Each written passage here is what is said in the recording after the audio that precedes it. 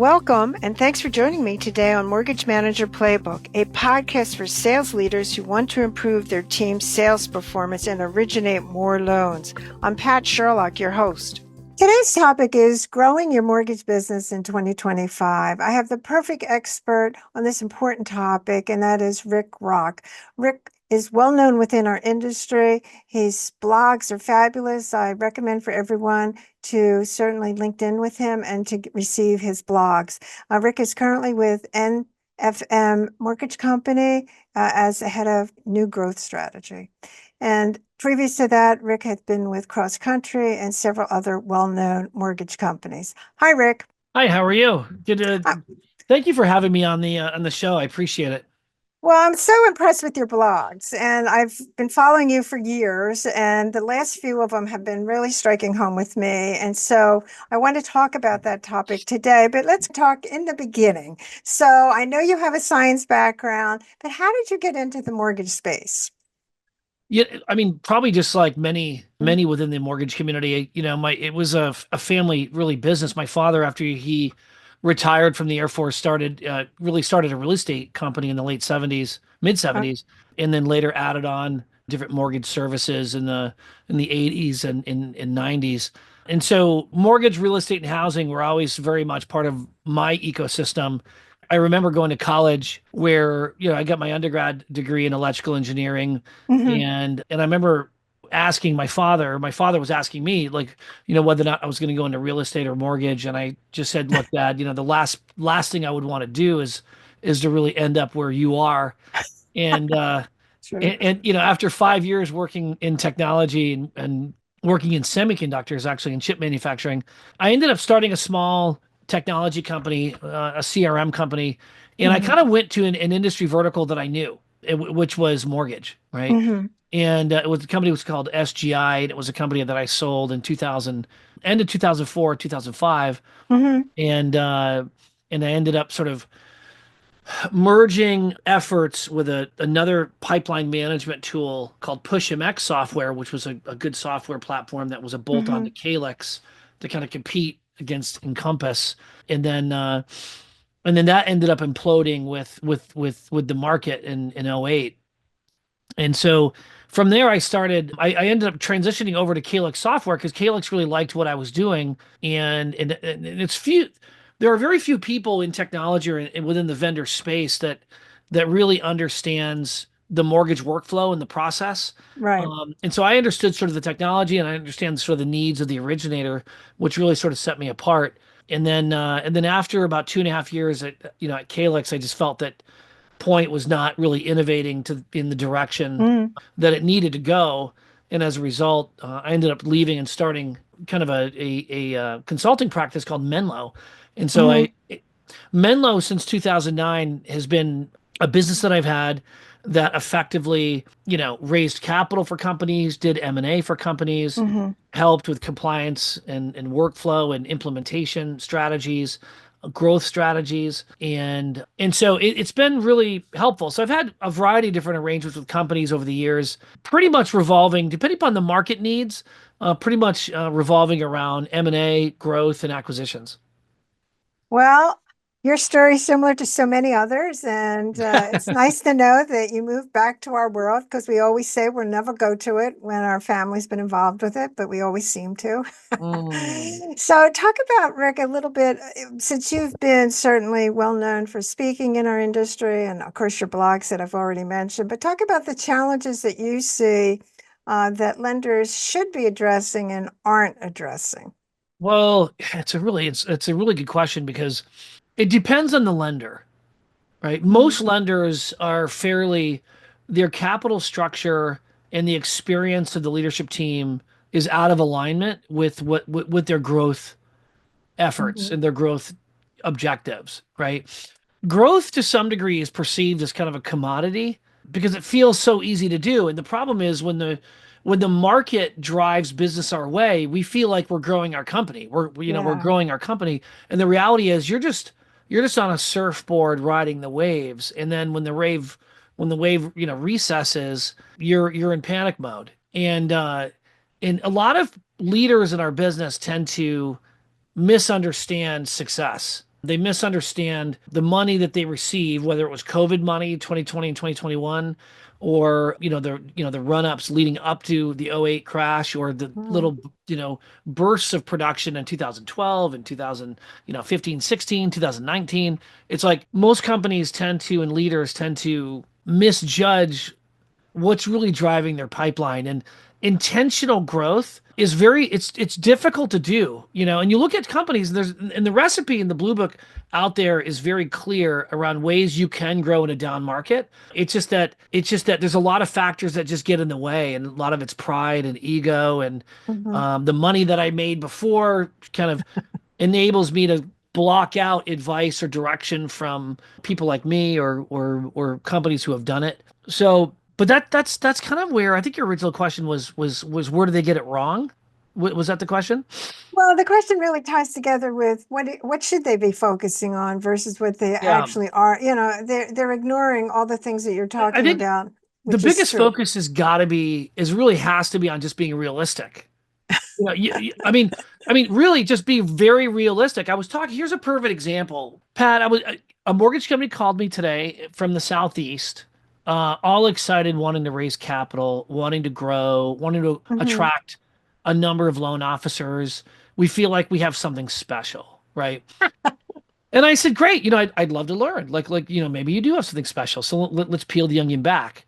Well, the company started 3 years ago, 2021. They have four loan officers. They do about 8 million a month. They're a non-delegated correspondent, so they don't do any of their underwriting. They have a small warehouse line for conventional business. It's like they're not realistic at all, like at all. I'm like, well, how much cash do you have? What's your net worth? The net worth is under 1 million. It's like that's fine. I mean, those are good recipes, like, right? Not everybody Hmm. has to scale. Not everybody has to be, cross country. But my point is, you have to be realistic with what you Yeah. really have at your fingertips. And there's so many companies, whether you're at that stage or whether you're a company doing, 500 million a year and you can't quite get to 1 billion, and they're not realistic as to what it takes to get there. You could be a company doing 7 billion and really and then have aspirations to do 10 or 12 or 13, and you just think it's easy because that, even at and the more production you're at, the more dangerous it becomes, because Right. especially if you're doing 5 or 6 or 7 billion, you know yeah, as individual owners, if you're doing that kind of production, you probably have 10 or 20 million dollars in the bank, right? But it still doesn't mean that, as like personally, one probably might have that, arguably. But just because you have that money in the bank doesn't guarantee you that you're going to meet the goals, or that you have what it takes, or the people in place, or the processes in place to go from 7 billion to 12 billion, right? They just think it's so easy. We got to 7 billion, which is a massive, massive accomplishment by itself, but it's still, success can be very, like, disillusioning. Hmm. It could really disillusion you into thinking that the next stages of success are going to be easy. And it's that's where pride gets in the way, and that's where, but Hmm. really, I've seen a lot of companies with good leadership and a very realistic plan grow with a very thin balance sheet. And I've seen a lot of companies with a fat balance sheet with very stupid leadership, and they end up wasting a lot of cash and a lot of careers in the process, thinking that they got it. They got it. Yeah. You know, it's just it that the arrogance irks me probably the most, because it's the hardest. You can change a culture, but it's hard to change people. It's hard to change who someone is, right? You can change policy and procedure and Sure. culture that sort of derives from that, but when you have someone who's just completely arrogant or completely obstinate or really full of themselves, or whatever the case may be, it tends to be a disaster for sustainability for a company to just grow on an ongoing basis. Well, you're hitting in my sweet spot because I live this every day just like you do. And I would have to say that I see the same thing. And our industry really is certainly, when they receive volume through rate reductions, they all think they're Einstein, when in fact of the matter is, how do you sustain a business? So that leads to this topic, and especially the blog that you did on the analytics regarding the performance of loan officers. And this Oh all, yeah. all ties down to the number one strategy is that let's hire good loan officers. And what does that all mean? So, Rick, why don't you talk about what the numbers show? And these are the numbers, and we can't ignore them. So, Yeah. talk about that. The reason for both the post and the research that I've done, quite frankly, really revolves around the attitude around how easy it is to grow. Like someone might Right. say, Hmm. "Hey, just pick up 2 or 3 million a month in Louisiana or Indiana or Missouri. I just want another 10 or 15 million a Right. month in volume, right?" And for some reason, business development, I mean, we have various functional areas within a mortgage company that are very serious functions. You know, head of operations, head of Right. underwriting, head of credit risk. These are sophisticated positions. Head of capital markets, head of secondary, head of processing. These are very technical careers and very technical job functions. What people There's so many sales guys in the business that aren't very technical that the problem is the idea of a technical, more disciplined or more sophisticated sort of process for growth tends to get overlooked, right? And it gets very commoditized. Growth is easy. Hmm. Just go out there, get the business. Pat, go out there and get the business. Oh, All, yeah. all, all you need to do is 3 or 4 units a month. I know you're only doing one every other month. Just pick up the phone, make a bunch of phone calls. It's like it becomes so trite um and so naive. So that was the genesis of why I started sort of diving into what does it mean if you found a $500,000 a month producer in Louisiana, Hmm. right? Most companies are like, oh God, why would you bother? Right? Right. Like it's only half, that what, well, the reality is if you're doing six or 700,000 a year in business or 600 or 700,000 a month in business in Louisiana, you're in the top Hmm. 20% of all originators in the entire state. Right. So, so this is where the alignment is missing. Go out and get business. Go out and get business. Well, I don't want that business. It's like, well, wait, time out. Like everything you're saying is conflicting and it makes no sense, right? If you want to actually grow in Louisiana or in Indiana or in Missouri, you have to understand the dynamics. You have to calibrate your understanding because if you're comparing a loan officer in a suburb of DC or in Inland Empire in California or in Texas, or it's totally apples and oranges. You can't compare them. You can't Hmm. say, well, they want 130 basis points. That makes no sense. Like we pay our loan officers 90 or 100. Well, why? Like this loan officer makes 130 basis points, but 90% of their business is FHA. We make more money in FHA.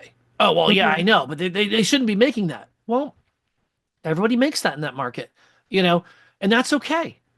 We can make money on 130 basis points paying an LO. If we're bringing in 320, 330 basis points gross margin, we can pay 130 basis points. Shoot, we could pay 140, but I think the approach to sales, whether it's growing a mortgage company or the approach to sales when it comes to coaching loan officer, gets really cheapened. It's almost insulting to the sales professional, quite frankly, because you don't become an expert at what you do unless you are very technical about how you're going about doing it. Athletes review the tape. You know, Yeah. this interview could get so much better if we watch this 25 times and and we look at ways that we could improve my answers to your questions and the questions you're asking me. And by the Sure. 25th time, this could be a phenomenal interview type of thing, right? Same thing with a loan officer. It's like you can't just go out there and get the business. It's like, well, what are they going to say? How are they going to say it? What's their pitch? What's their value proposition? What's truly the unique value proposition as to why they should use Rick Rock, who they don't know, from Pat, who they've used for years? Why would they Yeah. switch? right? Well, you're in my bailiwick, and I agree with you 100%. The numbers, Rick, that I thought were interesting, that you had data regarding that out of 200 and some thousand, I forget exactly, Yep. 191,000 of loan officers only did one loan in 2024. Talk about that. Well, it's funny. I'm looking at the data right now. It's really amazing. So what I wanted to know was well, the ecosystem has really been reduced, right? Going into there's 200 or so thousand licensed loan officers coming into Hmm. 2024, and then if you look at the number of loan officers that just did one unit the entire year, then you've reduced that to about 108, 109,000, and but if you look at the number of, let's say, how many loan officers did one unit a month, just 12 units. Hmm. Well, then it goes from 108,000 down to 57,000, Right. right?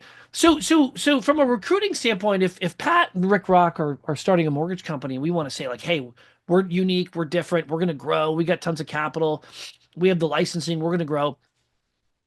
Our pool of loan officers is a lot smaller than you think. Right. Right. And so if you and I are whiteboarding out this brilliant plan and all we want to do is recruit only loan officers that do 1 to 2 million a month. That's it. That's all we want to do because we know what we're going to do, right? Well, there's only 15,000 of those people. Right. It's a small number, you Right. know. And guess what? Rick and Pat's mortgage company is now competing against companies like New American Funding and companies like Fairway and companies like Guild and Sure. CMG and those who are, in my view, appropriately exercising their capital and writing checks to buy that production. And so you and I have to figure out how are we going to compete for those 15,000, right? Right. So it is pretty striking. Um, so other of the 108,000 loan officers, let's say that did one loan of last year, like that are actively licensed still, right? Hmm. There's only about, in fact, there's only about, I'm gonna just say there's only about 46,000 loan officers that are really recruitable, that really can, Right. because most mortgage companies, non-depository, they're commission only, draw against commission, whatever it is. You can't live on making one unit a month. Right. You just can't. Very rare exceptions. You can do, very rare exceptions for forward standard conforming loans. You might be able to, Hmm. get away with doing that with some reverse business and that sort of thing. But for the most part, for most of us, you can't live on one unit a month. It's not going to happen. So you're competing for 46,000 loan officers across 28,000 mortgage lenders, non-depository mortgage lenders. So 28,000 Right. Rick and Pats are competing Hmm. against those 46,000 loan officers. And most of those loan officers are off the table. I mean, Right. 40% or so a year might churn, Hmm. right? And so now you're dealing with about 25,000 loan officers. So Right. you have to be very realistic, and most companies just aren't realistic at all. Well, you raise a question, which is one of my favorite topics, is that it ties together with how many folks in the leadership level really do understand that, because They the don't. number they don't. And then this leads to the issue, like, what's the solution set? Well, one of them is to obviously develop and bring new people into our industry, which is my favorite topic, because at the pool of experienced people that are worth recruiting is very small and highly competitive. And so otherwise, your growth strategies just aren't going to be viable, is what it comes down to. So talk about this issue. You did mention in your recent blog talking about doing refis through, maybe the first step is refis should go through a call center, even if you're self-sourcing. And that's a radical thought that I agree with 100%, but you cannot get lenders to go that way. So talk about how you kind of see it. That's actually, I mean, look, I think that's a good idea. I think the challenge is loan officers are just so afraid of that deal not closing. Yeah. It's like a control thing. They want to make sure they have control over it. So if they source a refinance opportunity, I mean, the lowest hanging fruit, quite frankly, with AI and is going to be providing efficiencies for deals like, really high credit quality consumers and refinances and so on. to be able to really streamline that process to leave room for more complicated purchase related business opportunities. But it depends on how the loan officers are compensated. It's almost like some companies for renos, right? They have a reno team. And so if you get a reno opportunity, you might get paid 80 bips or whatever it is. If you get, some slightly reduced, but you're really handing off that renovation opportunity to a team and they're going to do it because most loan officers aren't very good at renos Right. or 203Ks or Hmm. even new construction opportunities. So one-time close, for instance. So I think it is a good idea with what you just said regarding refinances. It's just the question is just one of compensation and making sure the service levels are so tight where the loan officers feel confident that if they source an opportunity, they hand it off, that they get paid their comp on it, you know? So is it time for lenders to really raise the really big question, who owns the customer? And does the loan officer actually own the customer, or does the lender who's on the hook for that customer, who is that actually? Because really, what the industry has done, it's made it McDonald's, where we have all these little franchises, but no rules. It's kind of that's why you're renting a loan officer is what it boils down to. Do you see that strategy now coming to grips with that it's a high cost strategy that doesn't really lend itself to a non-refinance market? How do you see this actually playing out? Well, you mixed a couple different questions in a single Sure. question. So which one do you want me to answer first about the refinances or Well, the issue is how are you going to grow yeah, as a lender, yeah, understanding that the pool of loan officers that are worth recruiting is relatively small and yeah, high. So what's going to happen? So you either have less lenders who can't, in essence, grow because they can't recruit these people, yeah. or you're going to have to recognize that it's just the tip of consolidation is going to move in a rapid pace because everything is changing in a dynamic way. So really, it's asking that question, how are you going to grow your business? It really is what it comes down to. I'm not optimistic for the mid-sized lender. I'm just not, and I hate saying it. My family was a mid-sized lender. A mid-sized, Hmm. real estate platform, housing organization. But the cost of doing business is too high. Cost of Right. compliance is high, and the cost of competition is going to make the cost of compliance look inexpensive. And Hmm. and I say that because technology is really is going to be the key differentiator over the next five Hmm. years. And so what you're going to see is those companies who have the money to invest in technology, like NFM, NFM has spent years investing in AI, and it's providing tremendous efficiencies to where the cost to close a loan is like $2,000. Like, how could you possibly, let's call it 2,300 bucks, right? How could you possibly compete if you're a lender that's where your cost to close a loan is 10 or 11 grand, Loathing. Right. which is most of them, right? Hmm. How can you compete with that, right? Right. Well, it's only going to get cheaper for lenders at scale. So that way, actually, companies like NFM and others, as you do more volume, the cost to produce is actually going to go down tremendously. Right. And you're not going to add the traditional layers that you would have had to previously as you grew.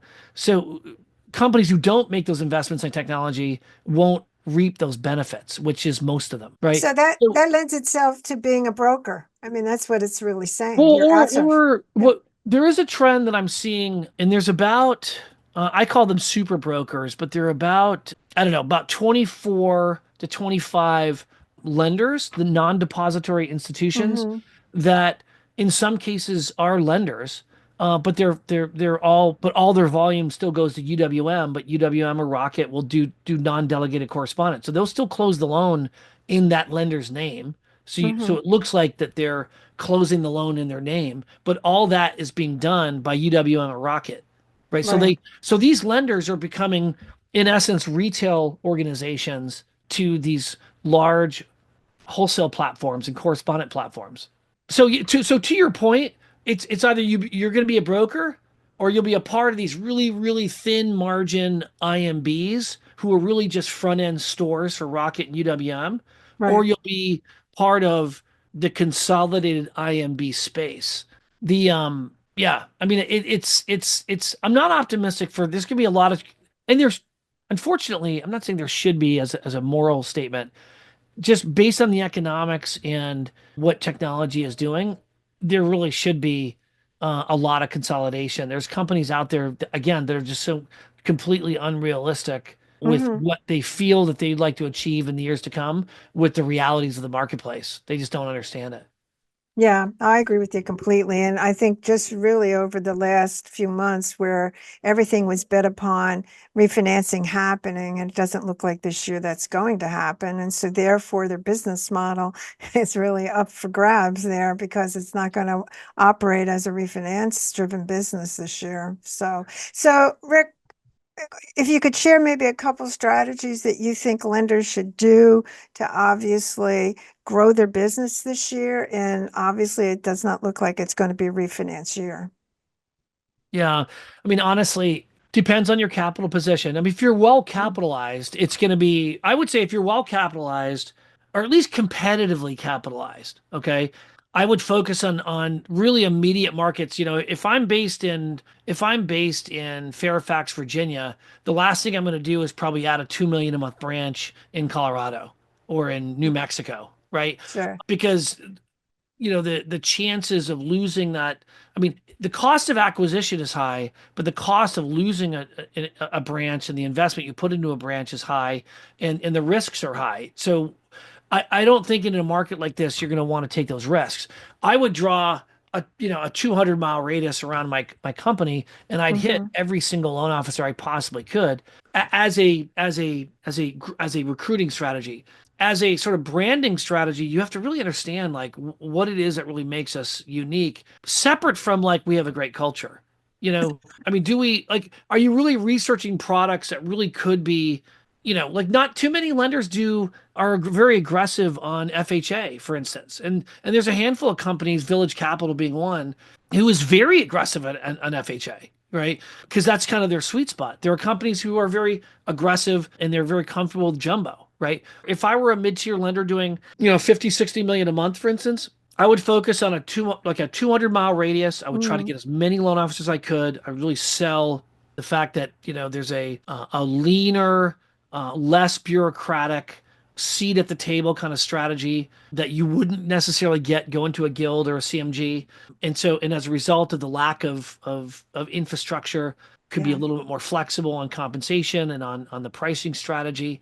So that's sort of it's kind of an idea of like your recruiting focus should be really in your backyard. And until you get to about 35 to 50 million a month in volume, I wouldn't even bother expanding much beyond a Hmm. a 200-mile radius around your backyard. Hmm. Makes sense. Anything else that you want to share with our listeners today? Well, no, AI is going to eliminate. It's going to eliminate jobs as companies grow. Okay, it's not going to eliminate jobs of the ones that we have because the ones we have you need. But if you're going to grow, when you implement AI as you scale, you're not going to have to hire the extra processors under. There's audits, Hmm. post-closing audits, legal. You're not going to, necessarily need the lawyers that you potentially otherwise would need. So AI is here to stay. So like this is not a luxury item. It's a No. necessary piece to Right. understand where you can implement AI to really yield an operating efficiency. Otherwise, you will not be competitive. But if you're adverse to AI, you really don't have the leadership for growth, and you've never been able to grow, that's when I would necessarily, depending upon the age of the owner, look at an acquisition or look at taking myself and asking myself, like, what national lender is not operating within my environment, within my Right. geography, right? Because that lender needs us because we do volume here. And as a result, my value now goes up. Now I have Hmm. something to negotiate with the national lender, and then you really negotiate a really smart agreement to be able to grow, shed some expenses, and then to have the resources to grow to meet your goals. Well, they're great points, and I definitely have to have you come back and talk about them some more because I do think lenders, which you're calling realism, I call really understanding the financial numbers in your industry and in your company. So Yeah. I want to thank you for sharing all of your thoughts today, and also, how can people get a hold of you if they would like to have further conversations with you? Yeah, I mean, they can call my cell phone on, the 413-297-6895, or you can always you can email me at rick@menlocompany.com or at rroque@nfmlending.com, or you can connect with me on LinkedIn. Thanks, Rick, for sharing your wisdom today on this important topic. And I want to thank our listeners. Certainly subscribe to our weekly podcast by going to patsherlock.com. Thanks so much, Rick. Thanks for listening to Mortgage Manager Playbook. You can catch up on all our episodes by subscribing to receive each week a new show. Don't forget to share this podcast with your friends and team members. If you're looking to increase production, call me to discuss my prospecting sales training program, Ramping Up Realtor Referral Sources. Check out my website, www.patsherlock.com.